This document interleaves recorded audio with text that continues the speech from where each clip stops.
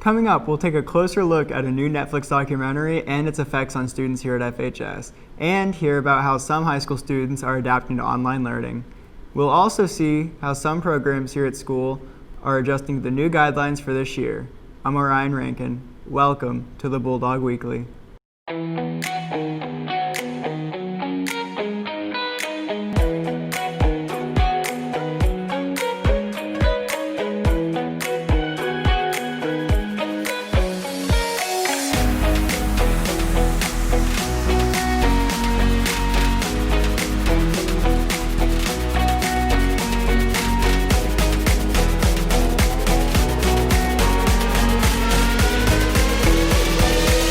3, 2, 1.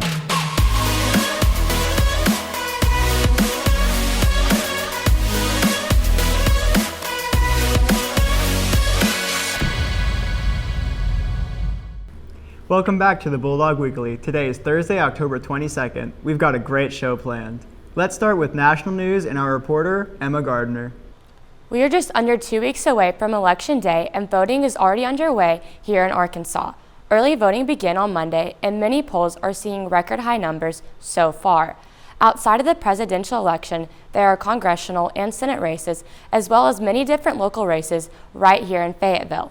If you are looking for a location to early vote, you have many options in our area, including Bud Walton Arena, Arvest Ballpark, and the Washington County Courthouse. For exact times and locations of polling places, be sure to check out the Washington County Clerk's website. Also, be sure to tune in to the next Bulldog Weekly on Thursday, November 5th for special election coverage and results. That's all for national news. Thanks, Emma. The Fayetteville FFA program is having their annual sale of blue and gold sausage, bacon, and chicken fritters now through October 30th. Please find the link in the students' announcements if you're interested in purchasing any of these products. Many FHS students have had the time over the summer to watch many different shows on Netflix. However, the new documentary, The Social Dilemma, has piqued many students' interest and is sparking a lot of discussion. FHS TV reporter Caitlin Shaw sat down with some people here at the school to see how students are possibly being affected by social media and its influence. Social media has an enormous effect on our mental health. Recent studies have led to the making of a new documentary on Netflix titled The Social Dilemma. While many high school students could be targeted by the material in this movie, the long-term effects may go even deeper. As a high school counselor, and even as a junior high school counselor, it mostly has had a negative effect, just being honest. It has increased the amount of discipline issues that we've had inside of the schools.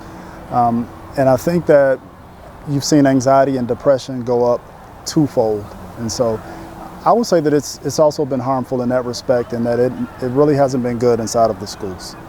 I do think it is very manipulative, and especially with teenagers, your brain is not fully developed yet, and so sometimes it's really easy to get into that manipulation and to believe those things are true and be sucked into social media for hours at a time.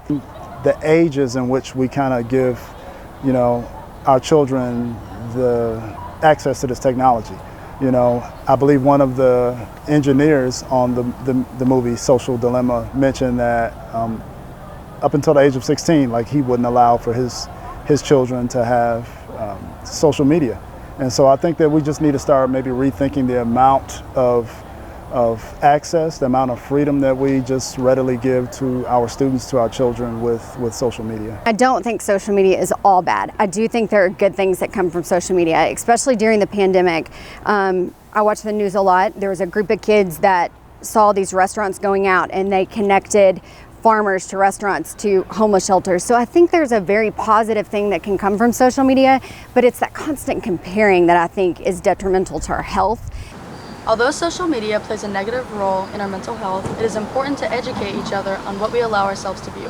For FHS TV, I'm Caitlin Shaw. Thanks, Caitlin. If you're interested in learning more on this topic and about social media, there are classes offered here at the high school. If you are looking for something to do on Halloween weekend, the Youth Guardians of Conservation NWA are sponsoring a trail cleanup event. They are partnering with a local nonprofit to sponsor the cleanup on Friday, October 30th. The night will include a short hike along Lee Creek and then a bonfire with s'mores, hot dogs, and ghost stories. Social distancing will be in effect, and if you are interested in attending, text the number on your screen for more information. If you need help with homework or studying for a test, FHS National Honor Society is here to help. Fill out the form in the student announcements to request a tutoring session. Those sessions are during advisory on Monday through Thursday and all day on Fridays. The FHS ambassadors have created an Instagram account to benefit local food pantries. As part of their service learning project, they will post to this Instagram account anytime a local food bank informs them that donations are running low.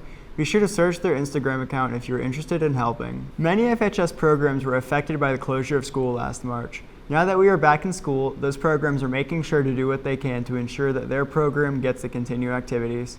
Reporter Jake Collier takes us behind the scenes of one of the programs here at FHS, making sure their voices are heard. Fayetteville High's choir program took a huge hit due to COVID-19 last school year, but this year they are back and ready to face the challenge of singing safely during the coronavirus pandemic. Singing with a mask on has proven very difficult at times, but overall it's nothing we can't handle. Well, in the choir world there's been a lot of changes. We have had to totally restructure all of our normal teaching strategies and learning strategies to something that is a more suitable fit for virtual. Well, for one, instead of singing in a normal, semicircle formation, we all have to stand straight and 6 feet apart as not to spread COVID-19. And every 30 minutes of practicing in one location, we have to move to a new one so it can settle and we're not, singing in Corona air. We actually cannot have any live concerts, but we are working on putting together some virtual options to where we will have some videos that we'll release and some audio recordings that we'll release. So we actually record both in groups and in smaller sections, and we'll splice that together and release that to the public. So the thing we're working on right now is Christmas concert, and in lieu of what we normally would have for Madrigal, we're working on creating a Christmas album. So about 12 songs that our groups will put together and then we'll release to sell in lieu of that Madrigal dinner. While there have been a lot of changes made, there is something to look forward to. I think one of the silver linings has been all region auditions are not just go one day and have one tryout, but you actually have a whole week to prepare a recorded submission. So for those that take the time or that stress out in like a test-like situation, they have a little bit more time to prepare that. While there have been a lot of changes made, there is something to look forward to. Make sure to be on the lookout for those great choir performances. The FHS robotics team competes in tournaments around the state and country with robots they've built right here at FHS. The team is looking for new members to join, and with no in-person meetings this semester, the club will host a Zoom meeting for those interested in joining. For more information about joining, please email the address on your screen. After the break, we'll hear about how FHS students are adapting to online learning. We'll also hear from Coleman Stennett with the Bulldog Sports Report. We'll see you in 30. I want to catch. I want to shoot. I want to swim. I want to catch. I want to hit. I want to run. I want to play. We want to play competitive team activities. Please do your part to help us finish the season. Wear your mask, practice social distancing, and wash your hands frequently.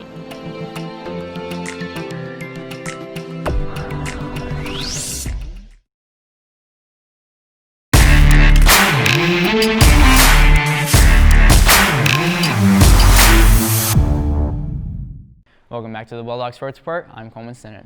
The varsity football team traveled to Bentonville last week, and this week is set to take on the Springdale Bulldogs in a homecoming matchup at Harmon Stadium. Tickets must be purchased online, and there is a limited number available due to social distancing, so be sure to plan ahead.